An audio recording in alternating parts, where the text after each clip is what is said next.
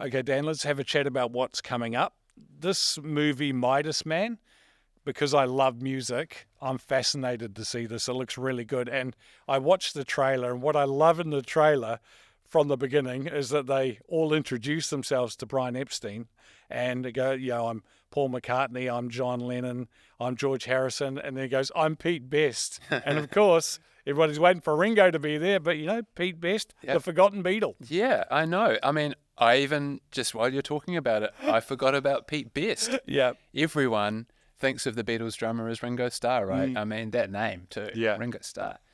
Yeah, Midas Man, I think there's something in it for quite a lot of people there because the Beatles are just so timeless, right? So many people say they're the greatest band of all time. I would beg to differ, but that's the whole thing, The Beatles are so highly regarded. They're so transcendent. They're so across generations, because of the way that people's listening habits work. People in their teens and 20s love the Beatles.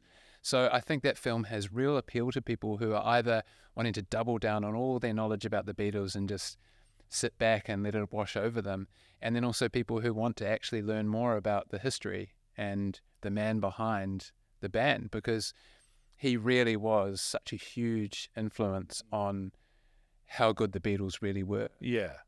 Because everybody thought that they weren't going to go anywhere, really. They're just going to be some sort of band that played at the Cavern Club in Liverpool. Played in a little cave in Liverpool, yeah. That's it, so yeah. And here we are talking about them, and about another Beatles movie that's coming out. So really fascinated to see how that goes. Yeah. Going from the UK to the US, here's a hot little tip for a film. I think this film could end up being a lot of people's favourite little movies of 2024. It's called Thelma.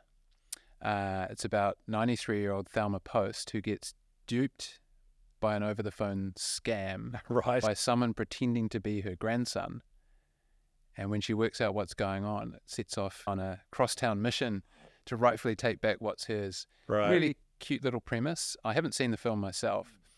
The reviews are incredible. I think last time I looked on Rotten Tomatoes, it was sitting around about 93, 94%. Oh, wow. Yeah. And the audience score is super high as well in the 90s. So it's not only critics who are saying this film's really great. It's the audience that are going and seeing it and going, wow, that film was awesome. So I reckon that's one that would be pretty safe for anyone to go to as a sort of a surprise movie. Hey, we're going to go to the movies. I want to take you along to a film. And one of those ones where I feel like people will go and see it and then they'll walk out and they'll be raving about it. And that'll just beget more people coming to the cinema to see it. I think we can all relate because we've all been scammed a million times a day, right? So... A million times a day, maybe. Okay, that's an exaggeration. Speak for yourself. Maybe 999,000. Speak for yourself. That one's September the 5th. Another film that's coming out on September the 5th, which you've been waiting an eternity for this one, is... Beetlejuice. Say it again. Beetlejuice? Yeah, but we can't say it 3 times. No, that's right. Because that'll be the third film, right? And also, someone might turn up.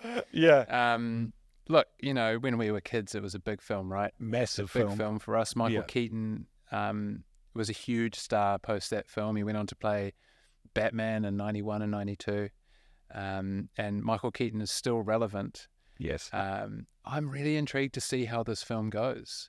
Have parents been showing it to their kids and then the kids are hooked, the original film? Yeah. And then they want to come and see the sequel. I think it's got a cast that could potentially help it break out as well. Mm-hmm. There's the original cast, there's Winona Ryder and Michael Keaton.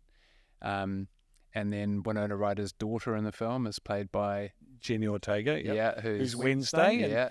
The Tim Burton connection, of course, from the TV show. And looking at the trailer, there's a lot of those practical effects in there that it's just reminiscent of the original movie, and I really like that because there could have been that temptation to go, hey, we can CGI and make everything look so realistic, and I just don't think they've gone down that path. But again, you've got to have a good story with it too. So yeah, I mean, in talking today, is there a little bit of a pushback on CGI at the moment? I don't know.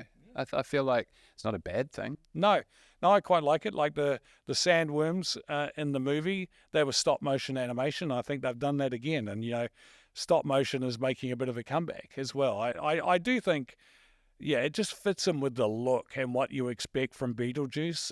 If you went and they just made it all, so hyper realistic and great CGI effects. I think I'd be kind of disappointed, to be honest. Now, here's a question for you that you might want to look up after this. Are the sandworms in Beetlejuice the same sandworms as in Dune? No. Are you sure? They look different. There could be some inside thing going on there in the cinematic universe. So there's something for everyone. Google it.